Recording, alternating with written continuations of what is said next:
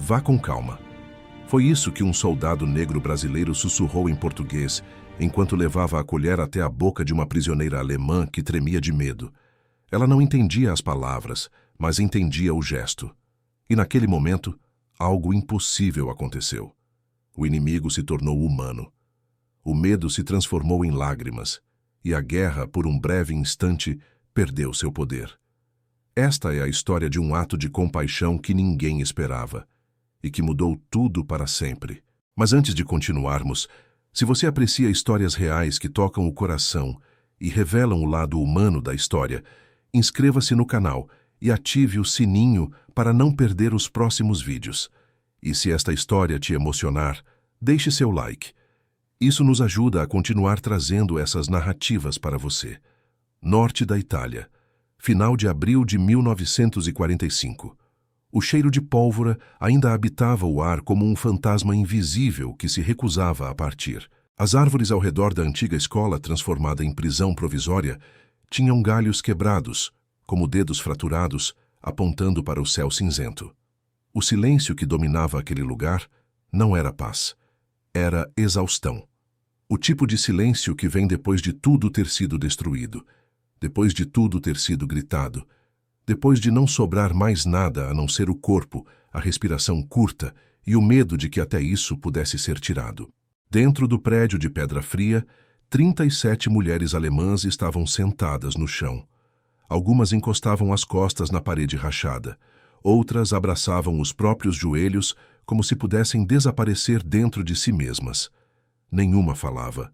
Elas não precisavam falar para saber o que cada uma estava pensando. Todas pensavam a mesma coisa. Todas esperavam o pior.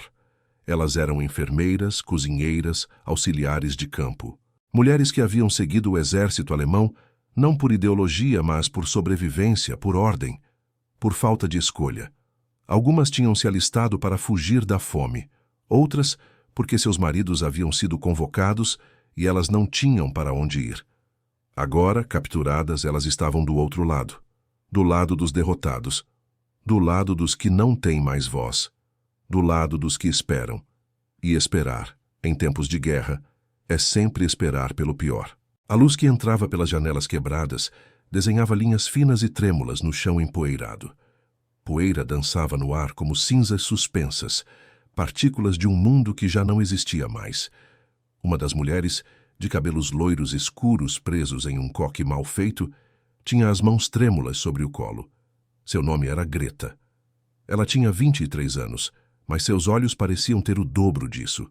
Olhos fundos, com olheiras roxas que contavam histórias de noites sem dormir, de dias sem esperança. Ao seu lado, uma mulher mais velha, Ilse, mantinha o olhar fixo na porta de madeira pesada. Esperando. Sempre esperando. Greta havia trabalhado como auxiliar de enfermagem em um hospital de campanha. Ela tinha visto homens morrerem aos gritos, chamando por suas mães. Tinha visto corpos empilhados como lenha.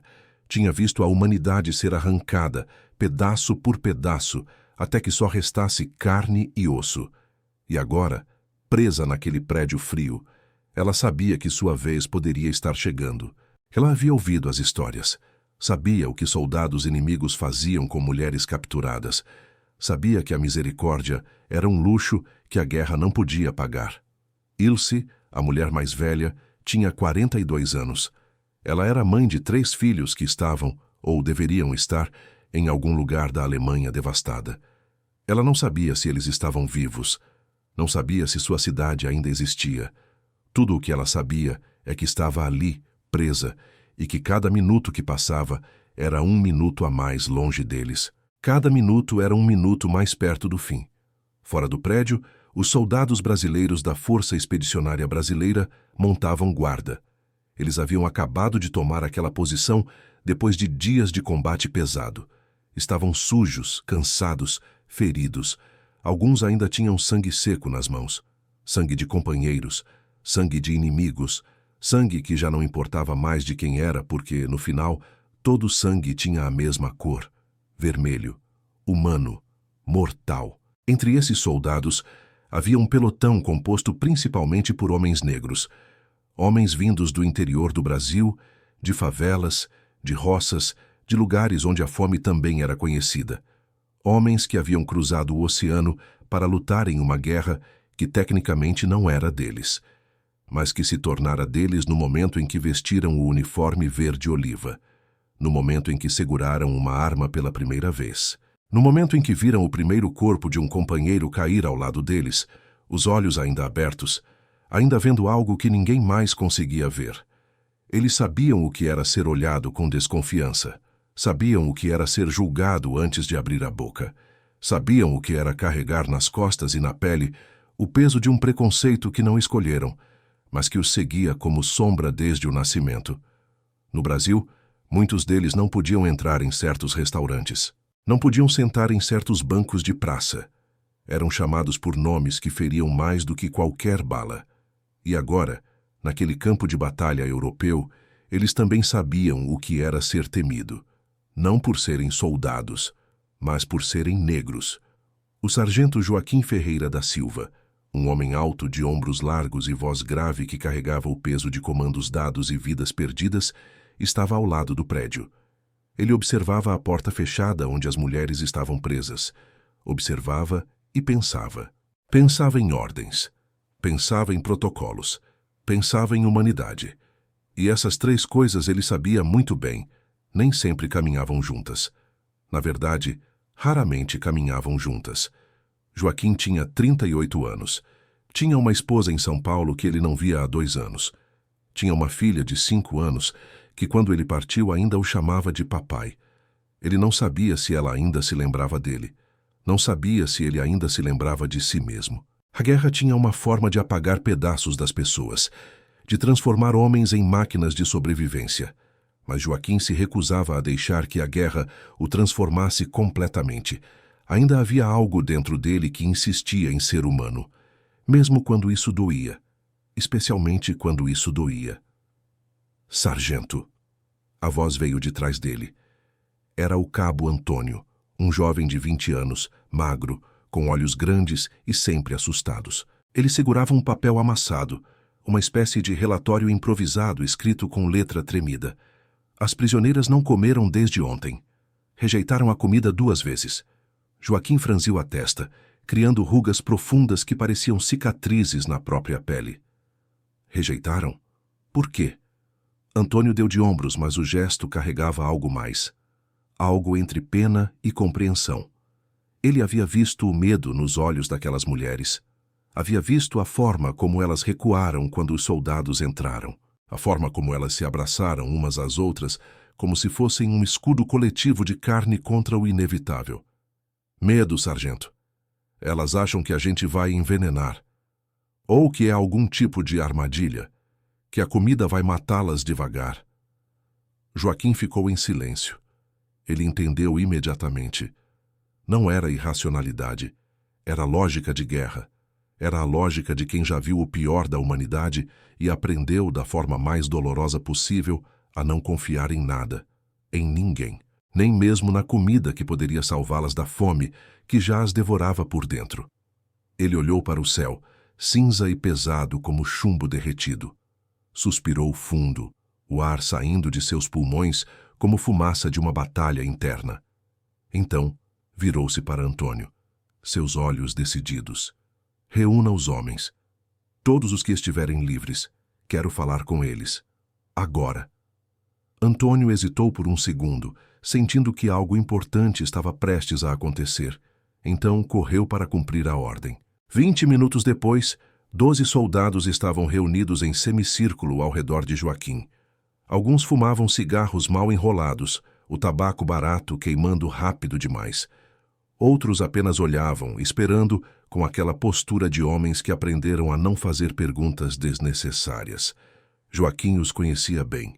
Conhecia seus nomes, suas histórias, suas dores particulares. Sabia que José, o mais baixo do grupo, tinha perdido o irmão gêmeo em Monte Castelo.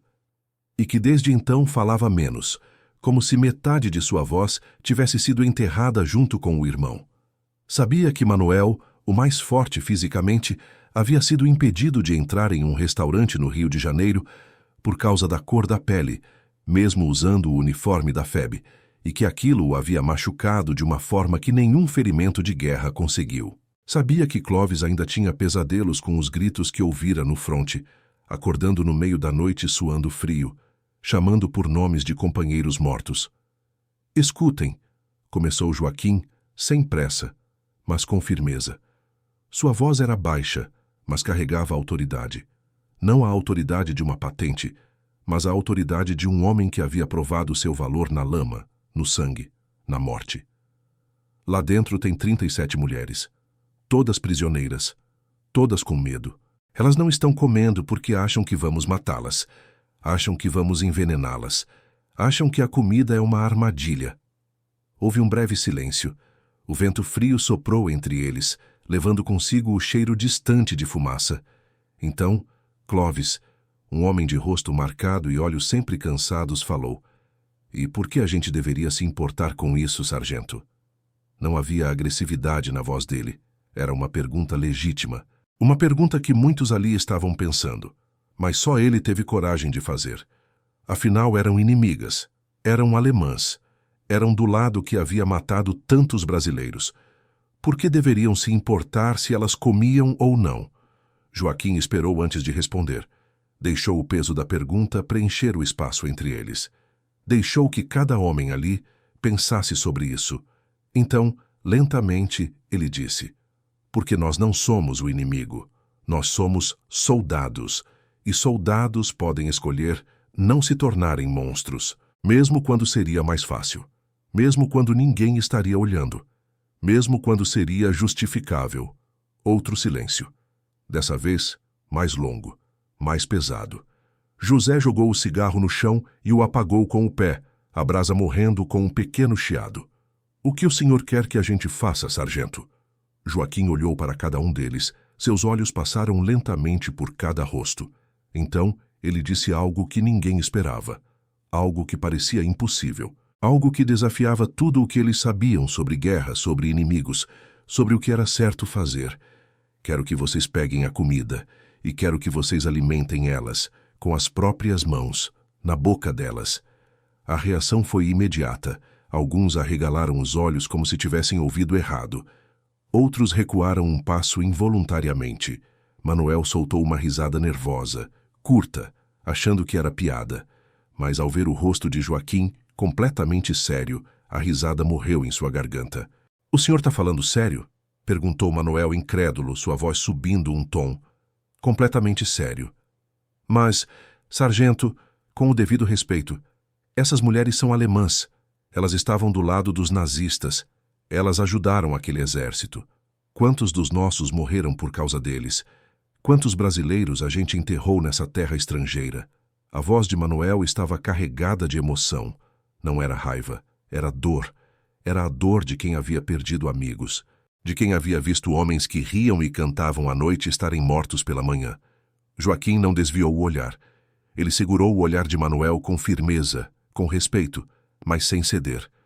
Eu sei quantos morreram. Eu vi. Eu carreguei alguns deles nos meus braços. Eu fechei os olhos deles quando não tinham mais ninguém para fazer isso. E é por isso mesmo que eu estou pedindo isso de vocês. Porque a guerra vai acabar. Talvez em dias, talvez em semanas. Mas vai acabar. E quando acabar a forma como a gente agiu, isso vai ficar para sempre. Vai ficar na memória, vai ficar na história, vai ficar em nós. Houve uma hesitação coletiva. Ninguém sabia o que dizer. A proposta era absurda, era contra-intuitiva, era perigosa até porque desafiava a lógica de separação entre nós e eles, entre aliados e inimigos, entre humanos e monstros. Joaquim continuou, sua voz ficando mais suave, mas não menos intensa. "Se a gente não provar para elas que aquela comida é segura, elas vão morrer de fome. E nós vamos ser responsáveis por isso. Não por uma ordem de execução, não por uma bala, mas por indiferença, por frieza, por deixarmos o ódio decidir por nós. E eu não aceito isso. Eu me recuso a deixar essa guerra me transformar nisso." O vento soprou novamente. Folhas secas rolaram pelo chão de terra batida. Antônio, o cabo mais jovem, deu um passo à frente. Seus olhos estavam marejados, mas sua voz saiu firme. Eu faço, sargento. Joaquim assentiu, uma onda de gratidão passando por seu rosto. Então José também deu um passo à frente, seus ombros se erguendo com determinação. Eu também. Um por um, lentamente, todos os 12 soldados aceitaram. Não porque fosse fácil, não porque fizesse sentido militar, não porque alguém estivesse olhando ou porque ganhariam alguma medalha por isso, mas porque, de alguma forma profunda e inexplicável, fazia sentido humano.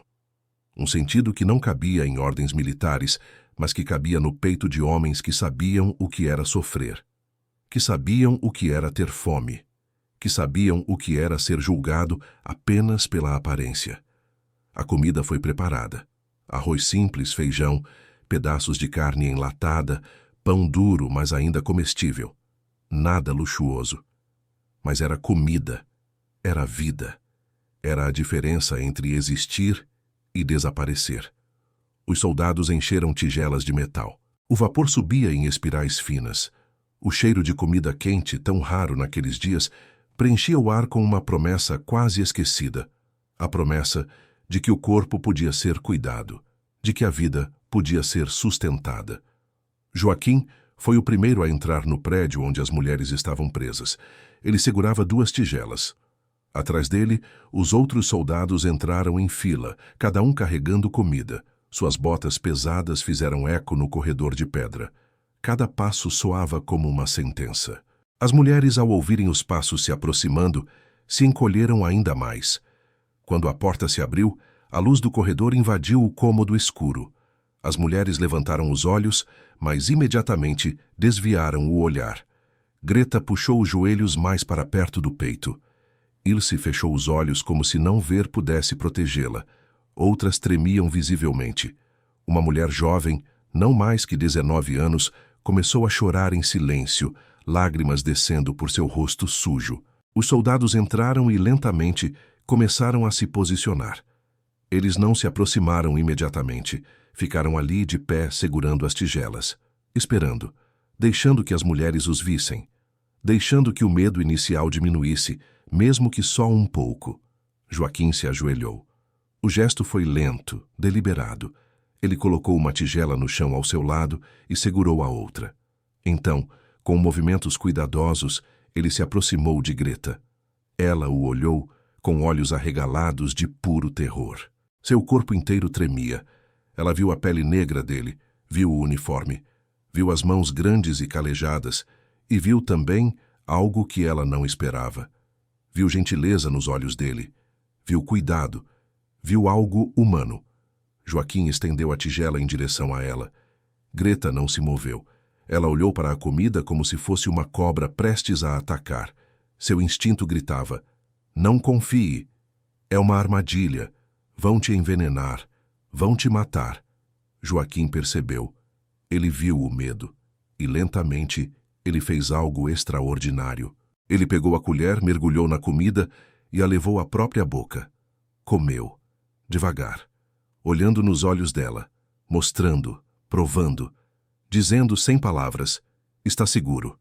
Não vou te machucar." Ele fez isso 3 vezes. Comeu 3 colheradas. Então, ele encheu a colher novamente e a estendeu em direção a Greta. Ela hesitou. Seu corpo inteiro era um conflito. Seu estômago gritava por comida. Sua mente gritava para não confiar. Mas havia algo naquele gesto. Algo na paciência dele. Algo na forma como ele esperava. Sem forçar. Sem exigir. Lentamente, muito lentamente, Greta abriu a boca. Apenas um pouco. O suficiente. Joaquim aproximou a colher. Seus movimentos eram tão delicados quanto os de alguém alimentando uma criança. A colher tocou os lábios dela, e então Greta fechou a boca ao redor da comida.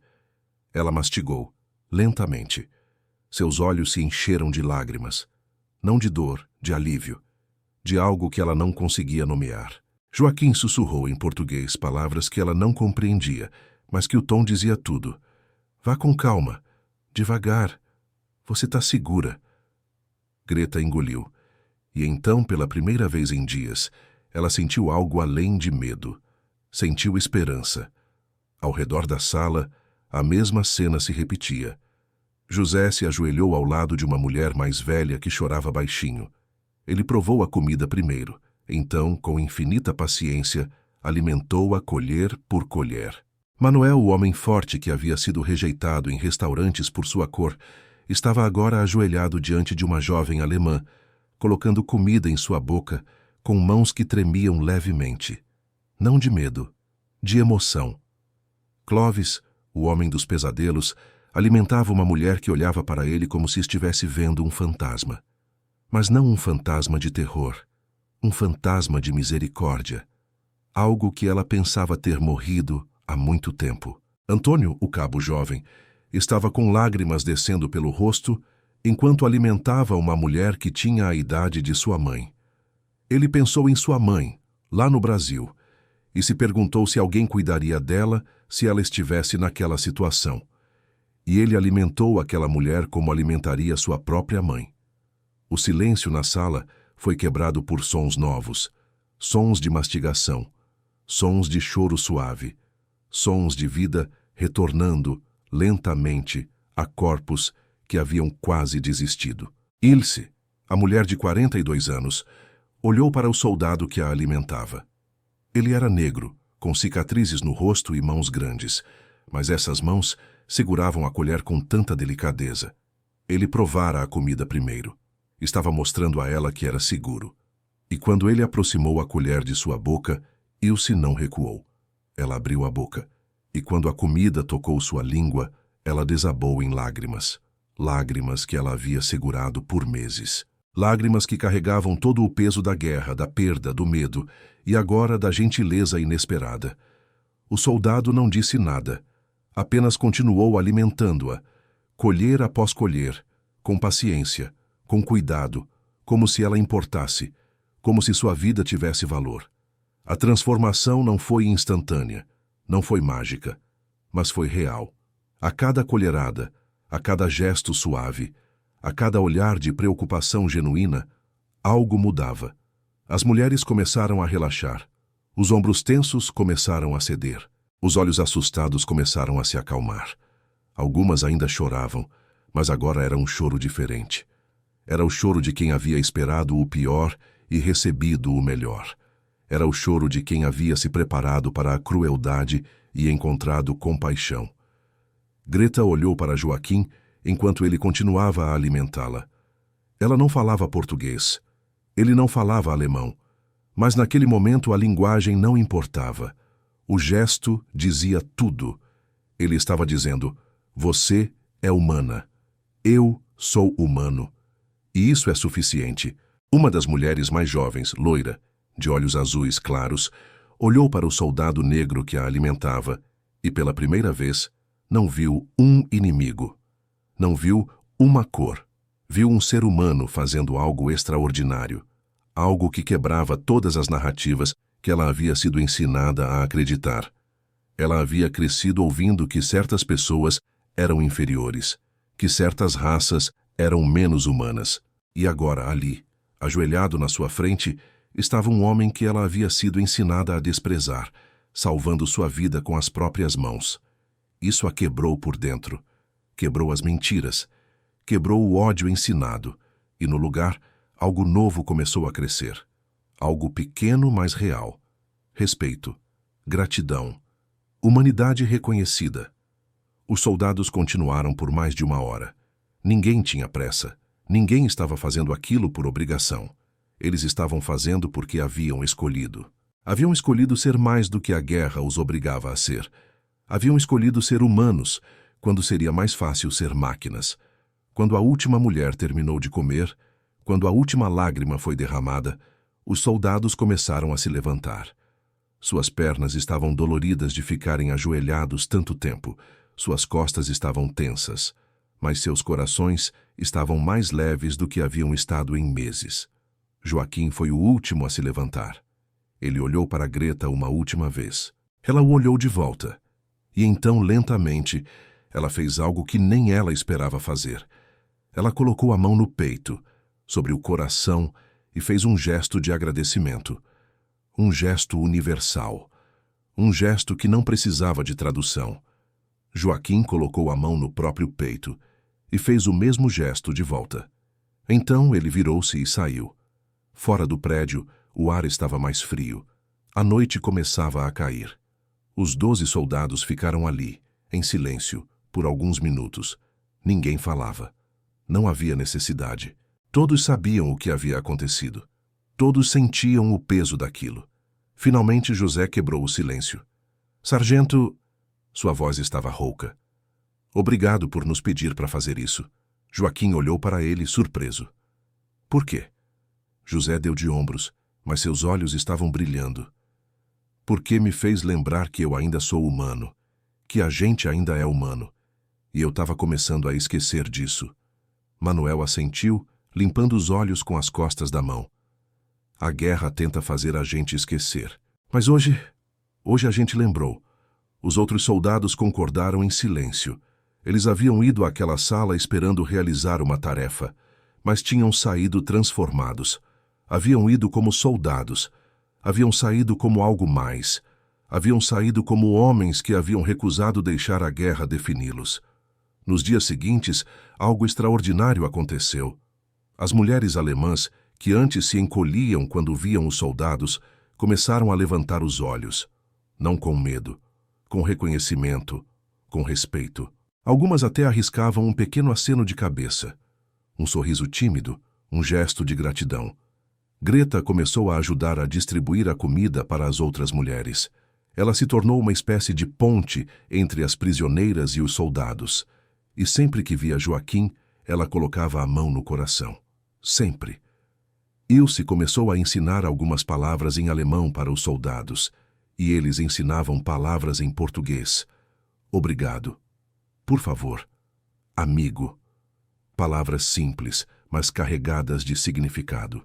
Palavras que construíam pontes onde antes só havia abismos. Uma das mulheres mais jovens, a loira de olhos azuis, pediu para falar com Manuel um dia. Através de gestos e desenhos improvisados, ela conseguiu comunicar algo. Ela queria pedir desculpas. Desculpas pelas coisas que havia acreditado, pelas mentiras que havia engolido, pela forma como havia julgado antes de conhecer. Manuel, o homem que havia sido impedido de entrar em restaurantes no Brasil, o homem que havia carregado a dor do racismo por toda a vida, olhou para aquela jovem mulher alemã e fez algo surpreendente. Ele sorriu. Um sorriso genuíno, caloroso, e disse em português, sabendo que ela não entenderia as palavras, mas entenderia o sentimento. Você não precisa pedir desculpas para mim. Você está aprendendo, e isso é tudo o que importa. Ela não entendeu as palavras, mas viu o sorriso, viu o perdão, e isso foi suficiente. A notícia do que havia acontecido começou a se espalhar entre as tropas brasileiras. Alguns soldados criticaram. Disseram que Joaquim e seus homens haviam sido tolos, que tinham sido fracos, que aquelas mulheres eram inimigas e não mereciam compaixão. Mas outros entenderam. Outros viram algo diferente. Viram coragem. Não a coragem de matar, mas a coragem de não odiar. A coragem de escolher a humanidade quando seria mais fácil escolher a vingança. Um oficial americano que soube da história procurou Joaquim uma semana depois. Ele era um major, alto, com medalhas no peito e uma expressão séria. Ouvi dizer que você e seus homens alimentaram as prisioneiras alemãs, com as próprias mãos. Sua voz era neutra, impossível de ler. Joaquim se endireitou, preparado para uma reprimenda. Sim, senhor. O major ficou em silêncio por um momento. Então, surpreendentemente, ele estendeu a mão. Isso foi uma das coisas mais corajosas que eu vi nessa guerra, sargento. E eu vi muita coisa. Parabéns. Joaquim apertou a mão dele, surpreso, emocionado. O major continuou. A guerra nos obriga a fazer coisas terríveis, mas o que define um homem de verdade é o que ele faz quando ninguém está obrigando. Quando ele tem a escolha. Você e seus homens escolheram bem. Aquelas palavras ficaram com Joaquim. Ficaram com todos os 12 soldados, porque elas eram verdade. A guerra os havia forçado a matar, mas ninguém os forçara a cuidar. Ninguém os forçara a serem gentis. Aquilo havia sido uma escolha. E escolhas, eles perceberam, eram a única coisa que realmente importava. Quando a guerra finalmente terminou, quando os sinos da vitória tocaram e os soldados puderam finalmente respirar, Sem o medo constante da morte, muitos levaram cicatrizes. Cicatrizes físicas, cicatrizes emocionais, cicatrizes que nunca curariam completamente. Mas Joaquim, José, Manuel, Clóvis, Antônio e os outros 8 soldados que participaram daquele gesto levaram algo mais. Levaram a memória de um dia em que haviam sido mais do que soldados. Levaram a memória de um dia em que haviam recusado a crueldade. Levaram a memória de rostos assustados, se transformando em rostos gratos. Levaram a memória de que, mesmo no meio do inferno, a humanidade podia sobreviver.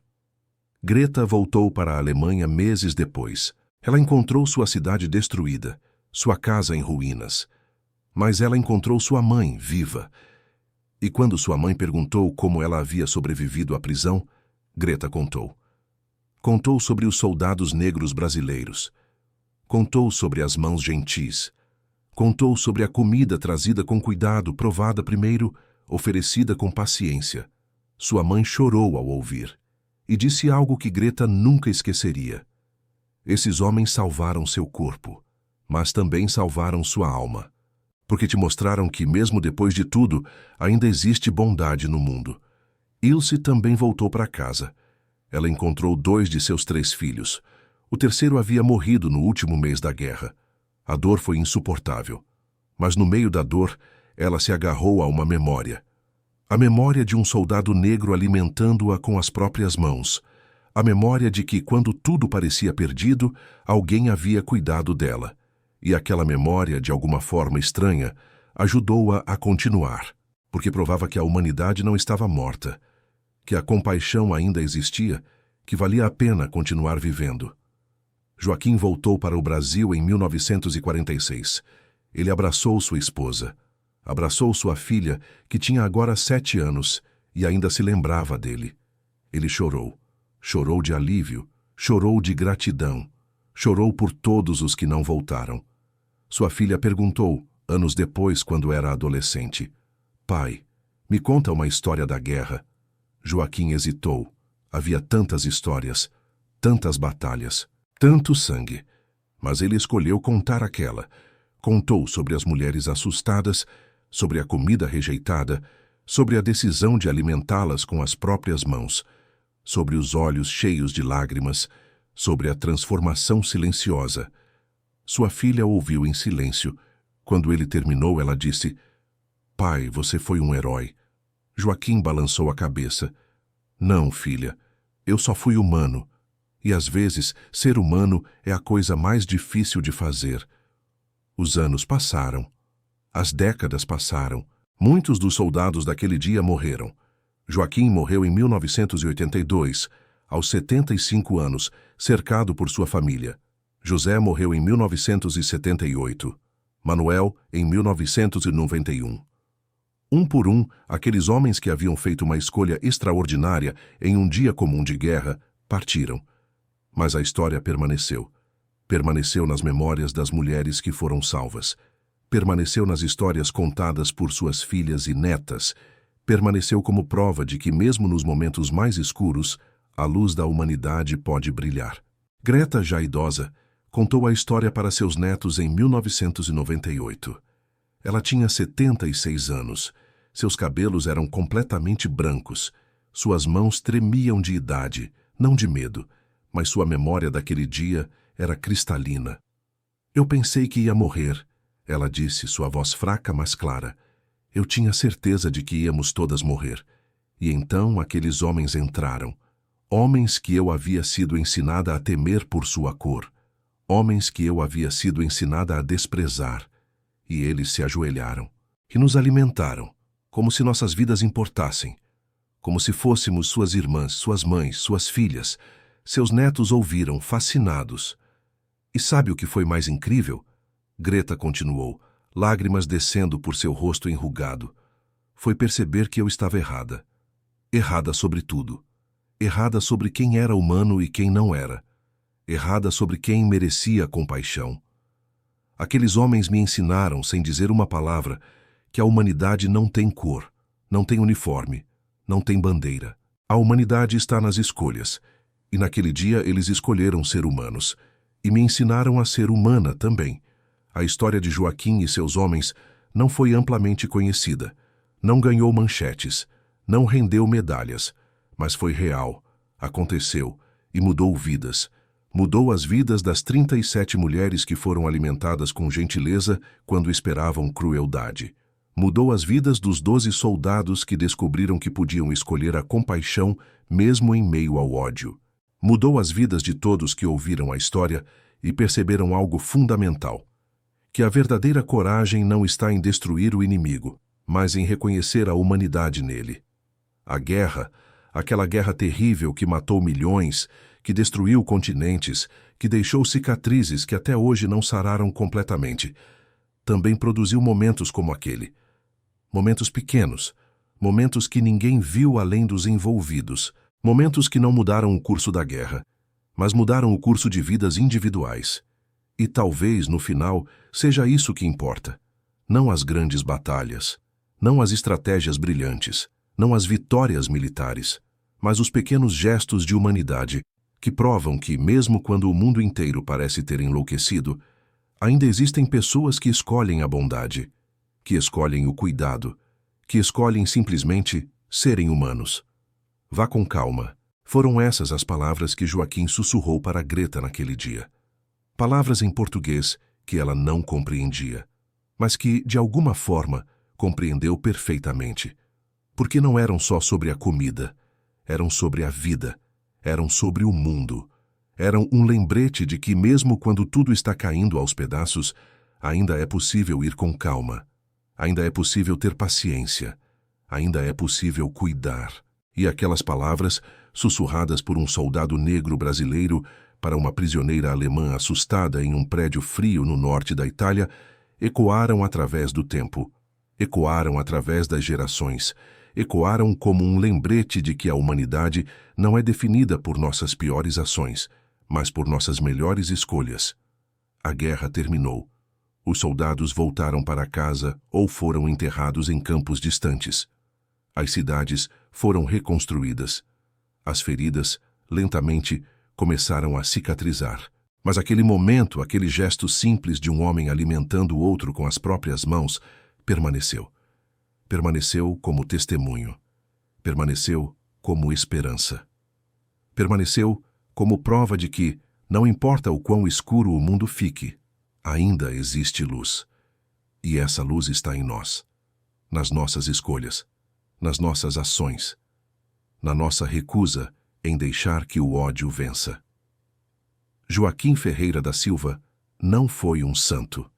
Foi apenas um homem com falhas, com medos, com dúvidas. Um homem que havia matado em batalha porque era sua obrigação.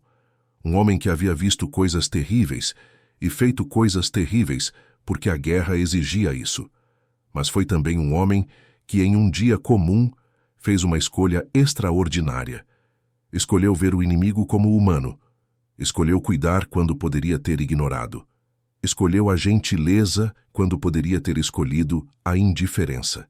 E essa escolha, multiplicada por 12, multiplicada por 37, criou ondas.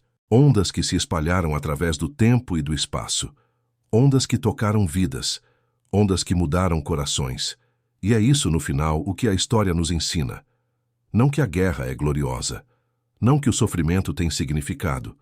Mas que, mesmo no meio do caos mais absoluto, a humanidade pode sobreviver. Pode até prosperar. Se escolhermos. Se decidirmos. Se, quando chegar a nossa vez de escolher entre o ódio e a compaixão, escolhermos a compaixão. Vá com calma, devagar, com cuidado, com amor. Porque no final é isso que nos separa da escuridão. É isso que nos torna humanos, e é isso que vale a pena lembrar, contar e passar adiante. Para sempre.